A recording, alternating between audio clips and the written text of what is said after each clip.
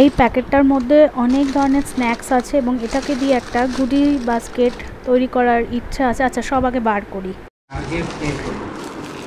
তো গিফট দখলে চলে গেছে এখন। আজকে আমি যে ব্লগিং করছি তার পেছনে কিন্তু যদি কারো মেন ভূমিকা থাকে টিল ডেট, সেটা কিন্তু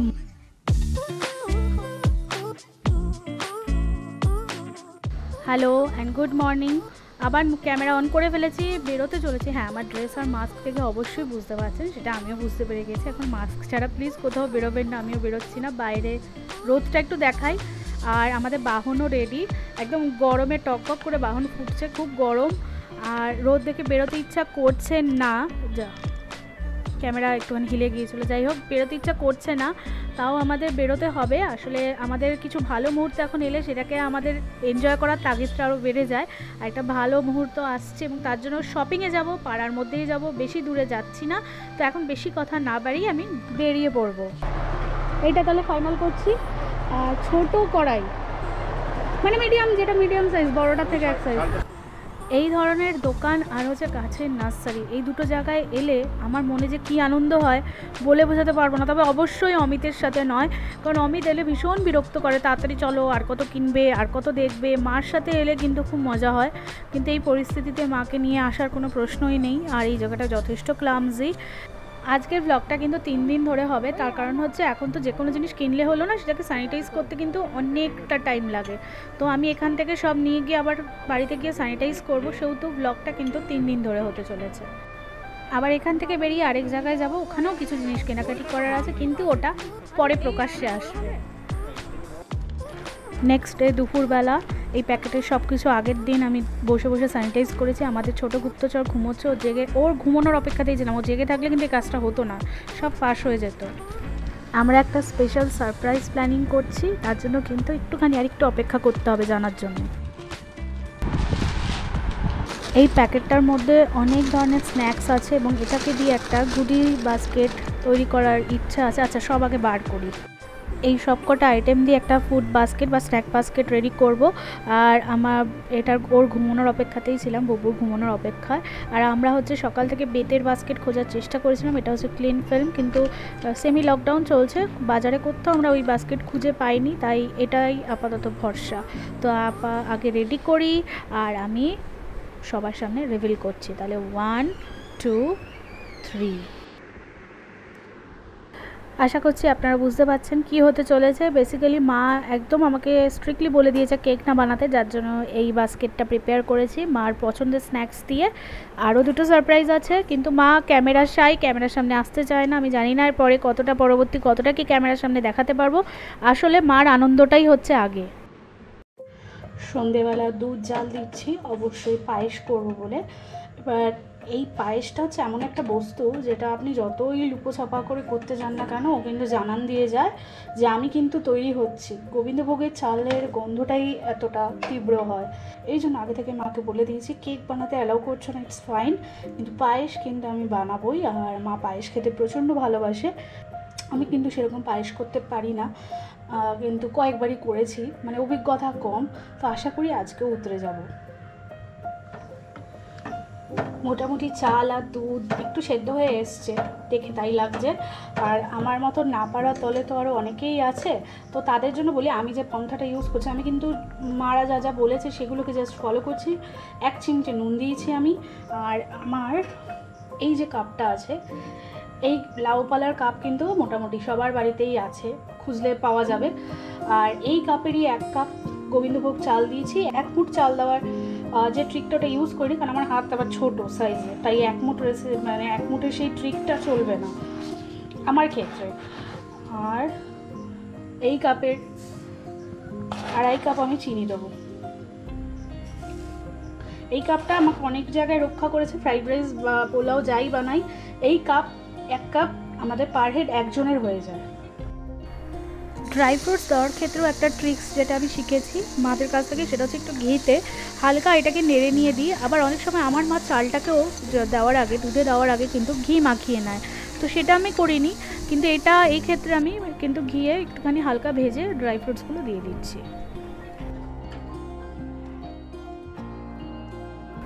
মনে তো হচ্ছে 1 লিটার দুধে ওই 1 কাপ চালের ট্রিকটা খেলে গেছে, কারণ এবার আমি বন্ধ করে দেবো, কারণ এটা আরেকটুখানি ঠান্ডা হলে আরেকটুখানি টাইট হয়ে যাবে।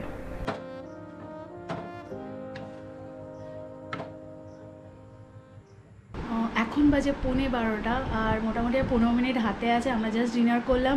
অমিত এখন জাস্ট ব্রেকে আছে, অমিতের কাজ এখনও চলছে, এই জন্যই আমাদের দেরি করে ডিনার হলো। বুবুর অনেক আগেই ডিনার হয়ে গেছে, বুবু দাঁত ব্রাশ করতে গেছে।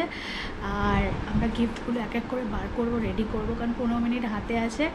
কেক কাটা হচ্ছে না, কিন্তু অবশ্যই পায়েসের রিভিউটা দেবো, কারণ পায়েসটা করবো মা জানে, শুধু পায়েসই করছি। যাই হোক, আশা করি মা এখনও পর্যন্ত জানে না মানে কি হতে চলেছে। তো দেখা যাক কী রিয়াকশন হয়। আমি জানি না কি হবে রিয়াকশন, তো দেখা যাক কী রিয়াকশন হয়।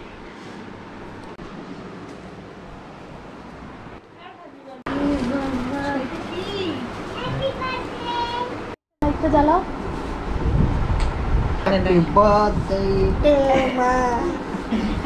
এটা দাও তো আমার হয়ে, আমার গিফট, আমার ক্যামেরা আছে বলে হাতে আমি দিতে পারছি না, কিন্তু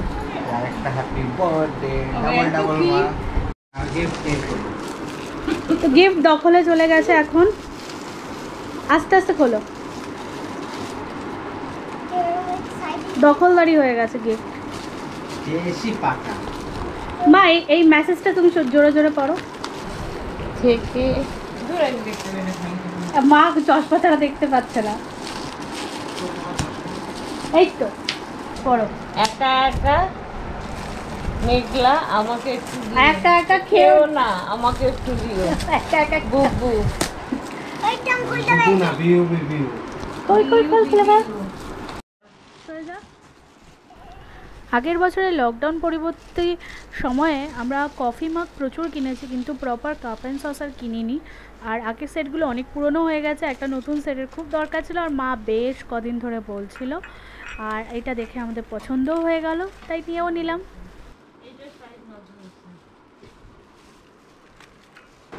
দাও মা হাতে। পছন্দ হয়েছে এটা?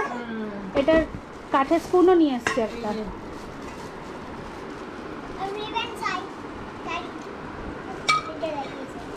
এইটা লম্বা আছে না কাঠের, এটা খুন্তিটা। ও কিন্তু যে যার তালে আছে, কিন্তু দেখো এই না, এটা ঢুকিয়ে দাও। ওকে, মার নতুন খুন্তিটা আমি ইউজ করে ফেলছি। আর যেদিন আমাদের মানে একটু রিচ রান্নাবান্নার প্ল্যান থাকে, সেদিন আমাদের ব্রেকফাস্টটা একটু হালকা ফুলকা করারই চেষ্টা করা হয়। এমনি এখন প্রচণ্ড গরম পড়েছে, তার সেটা আরেকটা অন্যতম কারণ। তাই জন্য সকাল সকাল আজকে করছি পোহা। আর দুপুরের লাঞ্চ মেনুটা কী আছে বলবো, আগে একটু ব্রেকফাস্ট পর্বটা সেরে নিই। সিম্পল মেনুই হবে, চিকেন আর রাইস হবে, কিন্তু চিকেনটা কীভাবে করব সেটা নিশ্চয়ই বলবো। আর হচ্ছে আমি এইটা হলে আমি যাব বাগানে আগে আম আনতে, কারণ আম কিন্তু আমরা কিনে একদমই খাচ্ছি না, ঘরকা খেতি আছে বলে আর ওইদিকে মনোযোগ দিচ্ছি না, কিন্তু পারতে তো যেতে হবে।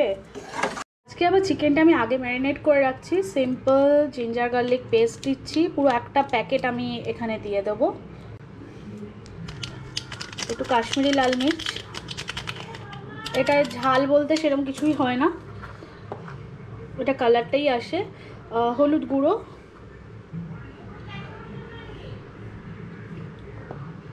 আমি যখন কষাবো তখন আবার একটা গোটা রসুনের মধ্যে দিয়ে দেবো, মানে না ছাড়ানো রসুন।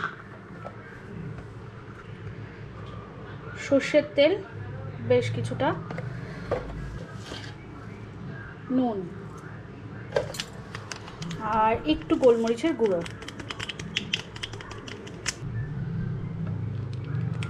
আর হচ্ছে দই, বেশ কিছুটা দই দিয়ে মাংসটা আপাতত আমি ম্যারিনেট করে রাখি। তো রেখে আমাদের ব্রেকফাস্ট কিন্তু হয়ে গেছে বলে দিই। তো আমি বাগানে যাব, বুবু যেহেতু ব্রেকফাস্ট হয়নি, ও ব্রেকফাস্টটা করে নিয়ে যাচ্ছি, কারণ ও আমার সাথে আম আনতে যাবে, আর এটা মাখিয়ে নিয়েই যাব সেই কাজটা করতে।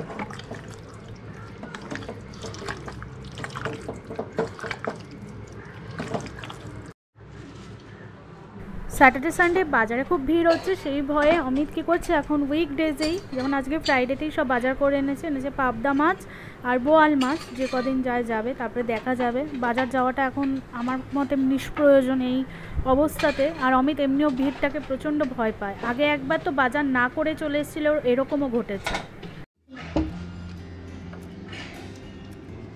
চলো, ঠিক সোজা রেখে পড়েছিস তো? ওর তো রেকর্ড আছে।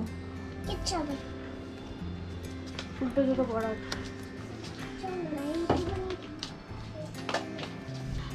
সো আমি কিন্তু কোয়াইট ছিলাম, শিওর ছিলাম যে মা হয়তো খুব একটা ক্যামেরার সামনে আসবে না। মা খুব একটা ক্যামেরা ফ্রেন্ডলিও নয়, ক্যামেরা শাই, এটা প্রথম থেকে আমি অনেকবার বলেছি। ইভেন অমিতও অনেকটা কিছুটা তাই, তাও অমিতের একটুখানি ক্যামেরা শাইনেসটা এখন অনেকটা কেটে গেছে। আর আজকে আমি যে ব্লগিং করছি তার পেছনে কিন্তু যদি কারো মেন ভূমিকা থাকে টিল ডেট, সেটা কিন্তু মা আমাকে প্রচণ্ডভাবে মোটিভেট করে প্রত্যেক দিন ব্লগ করার জন্য। মাঝে মাঝে আমারও ব্রেকডাউন হয়, বাইরে পারিপার্শ্বিক ঘটনা সব কিছু মিলিয়ে, কিন্তু মা আমাকে সব সময় অলওয়েজ মোটিভেট করে চলেছে। তো যাই হোক, যতটা দেখাতে পেরেছি ততটাই দেখালাম। হ্যাঁ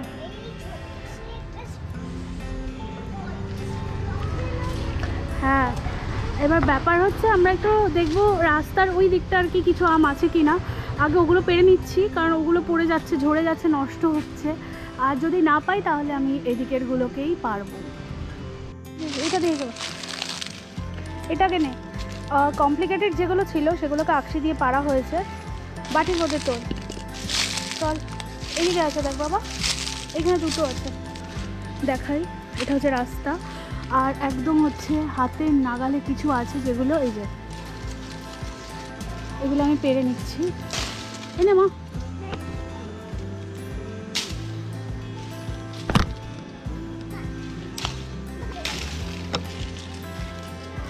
এটা নষ্ট হয়ে গেছে, শুকিয়ে গেছে না, খাওয়া যাবে, দেখা যাক। নে বুবু, ভেতরে গিয়ে না হাতটাকে ধুয়ে নিবি। চলো যাও দিয়ে এসো, আমি জামা কাপড় মেলে আসছে।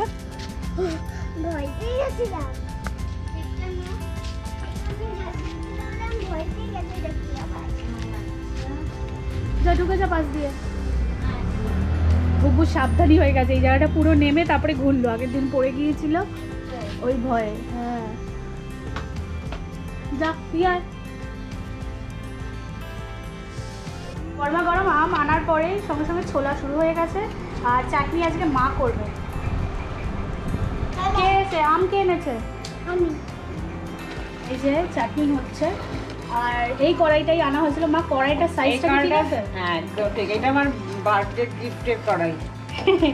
উদ্বোধন হলো, এটা সুমন দিয়েছে, সুবর্ণা কাপ দিয়েছে, মামা ঢের সারে বিস্কিট, অনেক কিছু দিয়েছে। এটা কি মা গোবিন্দভোগ চালের ভাত? তাই তো হয়ে গেছে আমাদের গোবিন্দভোগ চালের ভাত। হয়ে গেছে, নতুন চালটা মনে হচ্ছে। ঠিক আছে, চলতা হ্যাঁ। আর যাই হোক, আমাদের শুধু মাংস কিন্তু এখনো বাকি, ম্যারিনেশন করা আছে, এই আমি জাস্ট বসিয়ে দেবো এই দিকটাতেই। আর আরেকটা কি যেন বলবো, ভুলে গিয়েছিলাম।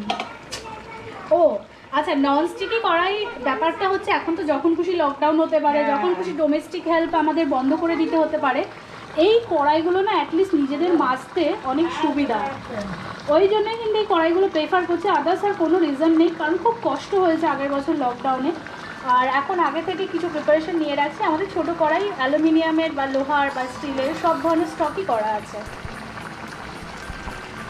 আমার এখানে তেল গরম হয়ে গেছে, আর বেশ অনেকটা তেল নিতে হয়েছে। তার কারণ হচ্ছে আজকে পুরো কষা তেল গড়ানো মাংস হবে, যেটা মা অনেক দিন ধরে খেতে চাইছিল। আর এখানে সেই আমার কিন্তু ফেভারিট চিকেন, এটা মানে হরিণ গাটার। আর এখানে কারি কাট আছে 1 কেজি, আর ড্রাম স্টিক মানে লেগ পিস আছে 500, মানে টোটাল এখানে 1.5 কেজি মাংস আছে। তো 1.5 কেজি মাংসের জন্য আমি এটা আন্দাজে নিয়েছি। কত তেল আমি বলতে পারবো না, মোট যেটা আমরা খুব অকেশনালি খুব তেল ঝোলওয়ালা যেটা খাই সেটাই হবে, এটা জল পড়বে না। শুকনো লঙ্কা দিয়ে দিলাম, আর এটা দিয়ে আমি দূরে চলে যাবো বাবা। গরম মশলা গোটা ভীষণ ফাটে, তেল যদিও আমার কমানো আছে।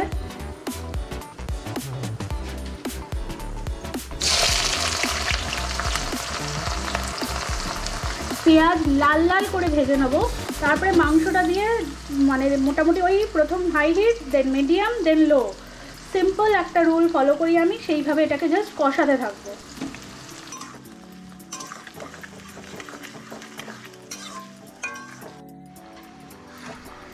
ম্যারিনেটেড চিকেনটা দিয়ে দিয়েছি, এখন হাই হিটে নাড়াচাড়া করছি, রসুনটাও দিয়ে দেবো। আর এটার ট্রান্সফরমেশনটা দেখতে খুব মজা লাগে। আমি আধা ঘন্টা অন্তর আমি ট্রান্সফরমেশনটা দেখাবো, তাহলে ভার্চুয়ালি মজাটা আরও উপভোগ করা যাবে।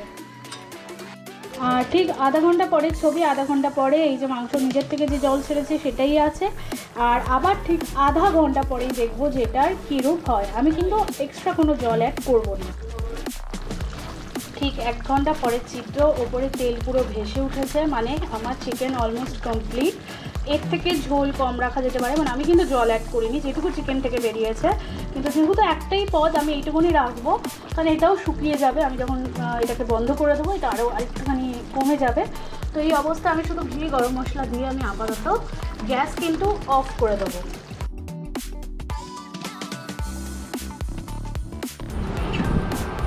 খাবার এখন আপাতত সার্ভ হচ্ছে। আজকে আম পাড়তে গিয়ে পিঁপড়ের কামড় খেয়ে আমার অবস্থা হালত খারাপ হয়ে গেছিলো, কালো কালো পিঁপড়ে ভর্তি, খেয়াল করিনি। তারপর যাই হোক, এই গরমে কী হয়েছে, এক তো আমের ওই গাছের নোংরাগুলো পড়েছে, তারপরে ওই পিঁপড়ে কোনটা কী বুঝতে পারছিলাম না, এরকম অবস্থা হয়ে গিয়েছিল। আলটিমেটলি যাই হোক, আমটা মেনে আমের চাটনি তো হয়ে গেছে, যেটা দেখতেই পেলেন। আর মোটামুটি সব আমাদের রেডি, এখন আমরা খেতে বসছি। খুব সিম্পল খাবার। তাও আরেকবার আমি দেখিয়ে দিচ্ছি। এই যে আমের চাটনি, কালকের যে পায়েসটা করেছিলাম পায়েস, স্যালাড, এদিকে মা চিকেন দিচ্ছে। শুধু হচ্ছে এটা কি চাল জানো, গোবিন্দভোগ চাল। এটাই তো, হ্যাঁ। আমি এখন স্টোরি বুক পড়ছিলাম। পড়ো। গোবিন্দভোগ চালের ভাত, কষা চিকেন, স্যালাড, আর এই সিম্পল হচ্ছে আজকের মেনু। তো আমরা আপাতত খাবারটাকে এনজয় করি আর ব্লগটাকে এখানেই শেষ করছি। খুব শিগগিরই দেখা হবে নেক্সট ব্লগে। তাহলে আজকের মতন টাটা আর বাই।